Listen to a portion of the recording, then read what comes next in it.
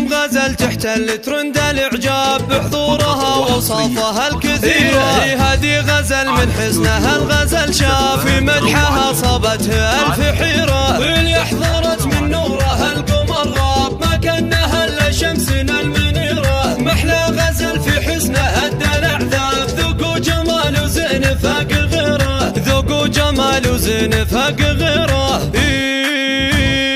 العين مملكة حرسها الاهداب مطوقة بسيوفها الشطيرة. الوجه باهي والجمال خلاب ولامها العضلية سفيرة. شبيهة امها وحلاها غلاب ومنها خذت محاسنها الغزيرة. اجمل بنات ميمون فخر الانساب شيخة بنات الجيل والاميرة.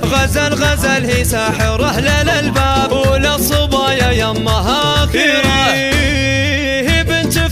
فايز اللي ما خاب رجال طيب وينعرف بخيره. فايز ابوها ينحسب له حساب عند النشامة دوم بكل ديره. وعمامها وقت اللوازم ذياب ميمون نعم القوم والعشيرة. ميمون نعم القوم والعشيرة. وخوالها العضلة اهل الالقاب وروس الفخر والطيب واهل جيره.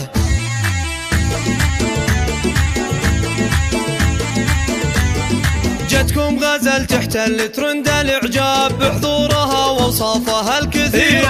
هذه غزل من حسنها الغزل شاف في مدحها صابته الف حيرة. واللي احضرت من نورها القمر غاب ما كانها الا شمسنا المنيرة. محلى غزل في حسنها الدلع ذاب ذوق وجمال وزين فاق غيره. ذوق وجمال وزين فاق غيره.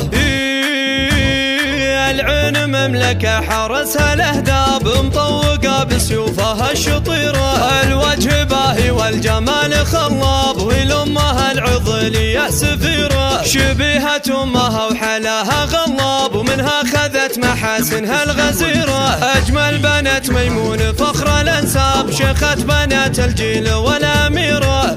غزل هي ساحرة للالباب وللصبايا يمها خيرة.